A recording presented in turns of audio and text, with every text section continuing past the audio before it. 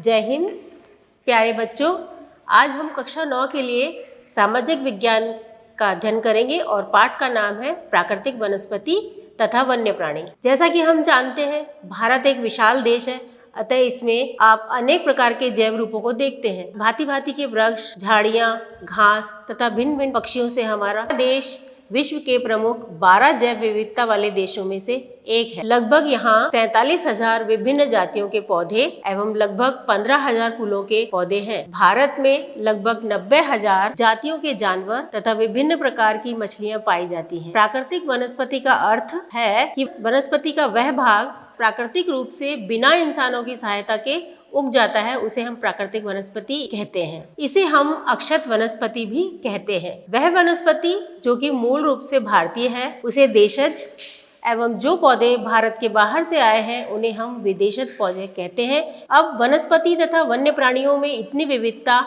एवं इतनी भिन्नता निम्नलिखित कारणों से है। उसमें सबसे प्रमुख कारण है धरातल। धरातल में हम सबसे पहले ज्ञात करेंगे भूभाग। भूमि का वनस्पति पर प्रत्यक्ष एवं अप्रत्यक्ष प्रभाव पड़ता है। पर्वत, पठार तथा मैदान पर अलग अलग प्रकार की वनस्पतियां पाई जाती हैं। अब इसके अंतर्गत हम देखेंगे, जैसे भूभाग इन बातों पर निर्भर करता है कि वनस्पति कैसी होगी। उसी में दूसरा पॉइंट है हमारा मृदा। मृदा मीन्स मिट्टी। विभिन्न स्थानों पर अलग अलग प्रकार की मिट्टी पाई जाती है जो विभिन्न प्रकार की वनस्पति का आधार है। यानी कि हम ये भी कह सकते हैं कि मृदा पर वनस्पति का बहुत प्रभाव पड़ता है। अगले पॉइंट के बारे में बात करेंगे और वो है जलवायु। जलवायु में हम सबसे पहले बात करेंगे तापमान की। वनस्पति की विविधता तथा विशेषताएं तापमान और वायु की नमी पर भी निर्भर करती हैं। जिस प्रकार किसी अलग अलग तरीके की फसल को अलग अलग तापमान की जरूरत होती है और जलवायु का उस पर बहुत ज्यादा असर और तापमान का बहुत ज्यादा असर पड़ता है। नेक्स्ट है हमारा सूर्य का प्रकाश। किसी भी स्थान पर सूर्य के प्रकाश का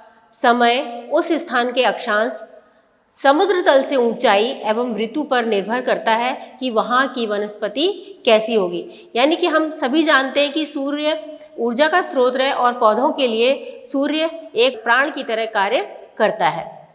नेक्स्ट है इसमें वर्षण। भारत में लगभग सारी वर्षा आगे बढ़ते हुए दक्षिण पश्चिमी मानसून एवं पीछे हटते हुए उत्तरी पूर्वी मानसून से होती है। वन मनुष्यों के लिए अति आवश्यक है, ये हम सभी जानते हैं।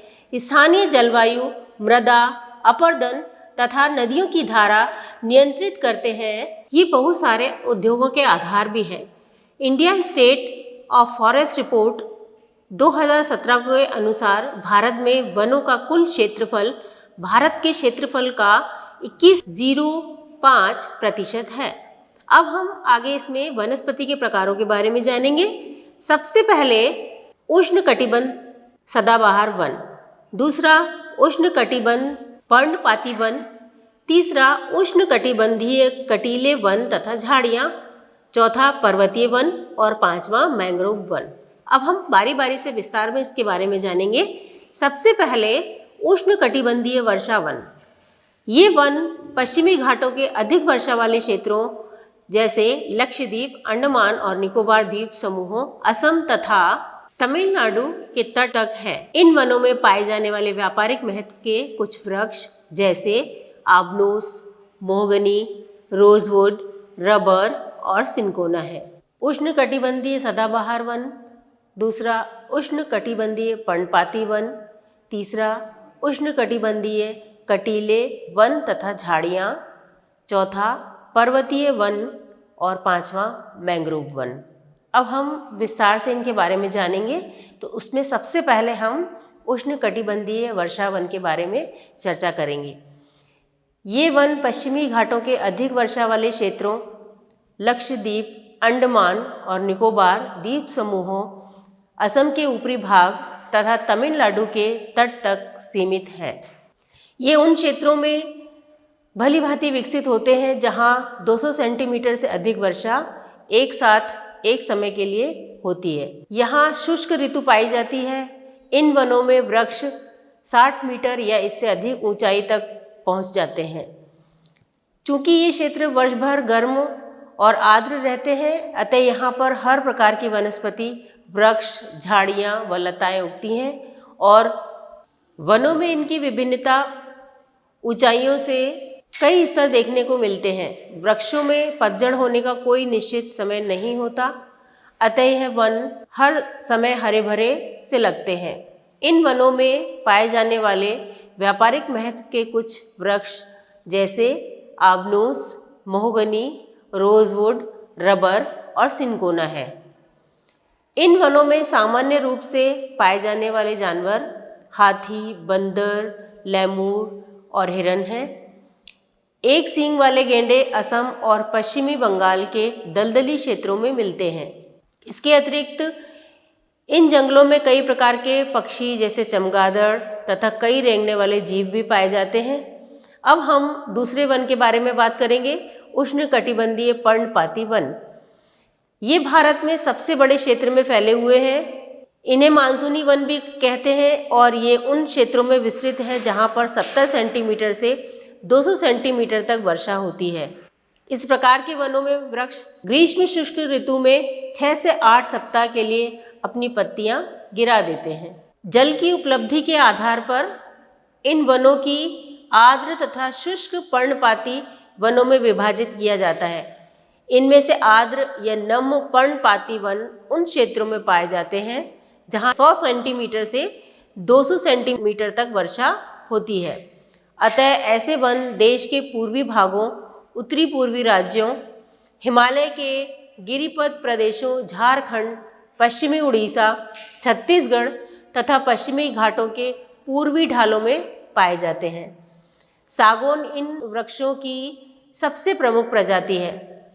बांस, साल, शीशम, चंदन, रवैर, कुसुम, अर्जुन तथा शहतूत के वृक्ष व्यापारिक महत्व वाली प्रजातियां हैं। शुष्क पर्णपाती वन उन क्षेत्रों में पाए जाते हैं जहां वर्षा 70 सेंटीमीटर से 100 सेंटीमीटर के बीच होती है।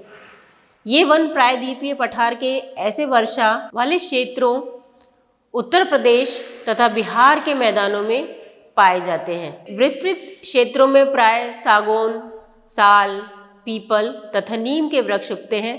इन क्षेत्रों में बहुत बड़े भाग कृषि कार्य में प्रयोग हेतु साफ कर लिए गए हैं और कुछ भागों में पशुचारण भी होता है। इन जंगलों में पाए जाने वाले जानवर प्राय सिंह, शेर, हिरण और हाथी हैं।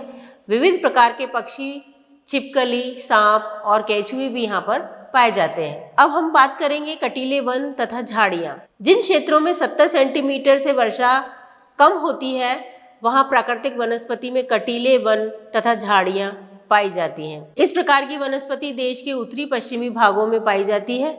इनमें गुजरात, राजस्थान, छत्तीसगढ़, मध्य प्रदेश, उत्तर प्रदेश, हरियाणा के अधिक शुष्क क्षेत्र सम्मिलित है। अकासिया, खजूर, यूफोरबिया तथा नागफनी यहाँ की मुख्य पादप है। इन वनों के वृक्ष बिखरे हुए होते हैं। इनकी जड़ें लंबी तथा जल की तलाश में चारों ओर फैलती जाती हैं। पत्तियां प्राय छोटी होती हैं जिनसे वाष्पीकरण भी कम होता है। शुष्क भागों में झाड़ियां और कटीले पादप भी पाए जाते हैं। इन जंगलों में प्राय चूहे, खरगोश, लोमड़ी, भेड़िए, शेर, सींग, जंगली गधे, घोड़े तथा ऊंट भी पाए जाते हैं। अब हम चर्चा करेंगे पर्वतीय वन के बारे में। पर्वतीय क्षेत्रों में तापमान की कमी तथा ऊंचाई के साथ साथ प्राकृतिक वनस्पति में भी हमें अंतर दिखाई देता है। वनस्पति जिस प्रकार का अंतर हम उष्णकटिबंधीय प्रदेशों से टुंड्रा की ओर देखते हैं, उसी प्रकार का अंतर पर्वतीय भागों में ऊंचाई के साथ साथ देखने को मिलता है। 1000 मीटर से 2000 मीटर तक की ऊंचाई वाले क्षेत्रों में आर्द्र शीतोष्ण कटिबंधीय वन पाए जाते हैं। इनकी चौड़ी पत्ती वाले ओक तथा चेस्टनट जैसे वृक्षों की प्रधानता होती है। 1500 से 2000 मीटर की ऊंचाई के बीच शंकुधारी वृक्ष जैसे चीड़, देवदार, सिल्वर फर, सीडर आदि पाए जाते हैं। ये वन प्राय हिमालय की दक्षिण ढलानों, दक्षिण और उत्तर पूर्व भारत के अधिक ऊंचाई वाले भागों में पाए जाते हैं। अधिक ऊंचाई पर प्राय शीतोष्ण कटिबंधीय घास के मैदान पाए जाते हैं। प्राय 3600 मीटर से अधिक की ऊंचाई पर शीतोष्ण कटिबंधीय वनों तथा घास के मैदानों का स्थान अल्पाइन वनस्पति ले लेती है। Silver fir, juniper pine, birch इन क्षेत्रों के मुख्य वृक्ष हैं। जैसे जैसे हिम रेखा के निकट पहुंचते हैं, इन वृक्षों के आकार छोटे होते चले जाते हैं, अंततः झाड़ियों के रूप ले लेते हैं और बाद में ये अल्पाइन घास के मैदानों में विलीन होते जाते हैं। इनका उपयोग गुज्जर तथा बकरवाल जैसी घुमक्कड़ जातियों द्वारा पशुचारण के लिए किया जाता है। अधिक ऊंचाई वाले भागों में मांस, लिचन, घास, टुंड्रा वनस्पति का एक भाग है। इन वनों में प्राय कश्मीरी महामृग, चित्रा, हिरण, जंगली भैंसा, खरगोश, तिब्बती बारहसिंगा, हिम तेंदुआ, गिलहरी, रीछ, आइबैक्स और कहीं कहीं लाल पांडा, घने बालों वाली भेड़ व बकरियां भी पाई जाती हैं। अब हम चर्चा करेंगे मैंग्रोव वन के बारे में। यह वनस्पति तटवर्ती क्षेत्रों में जहां ज्वार भाटा आते हैं कि सबसे महत्वपूर्ण वनस्पति है। मिट्टी और बालू इन तटों पर एकत्रित होती जाती है। घने मैंग्रोव एक प्रकार की वनस्पति है जिसमें पौधे की जड़ें पानी में ही डूबी रहती हैं। गंगा, ब्रह्मपुत्र, महानदी, गोदावरी, कृष्णा, कावेरी नदियों के डेल्टा भाग में यह वनस्पति हमें मिलती है। गंगा ब्रह्मपुत्र में सुंदरी वन पाए जाते हैं जिनसे मजबूत लकड़ी हमें प्राप्त होती है। नारियल, ताड़, क्वेडा व एंगार के वृक्ष भी यहाँ पाए जाते हैं। इस क्षेत्र का रॉयल बंगाल टाइगर प्रसिद्ध जानवर है। इसके अलावा कछुए, मगरमच्छ, घड़ियाल एवं कई प्रकार के सांप भी यहाँ इन जंगलों में मिलते हैं।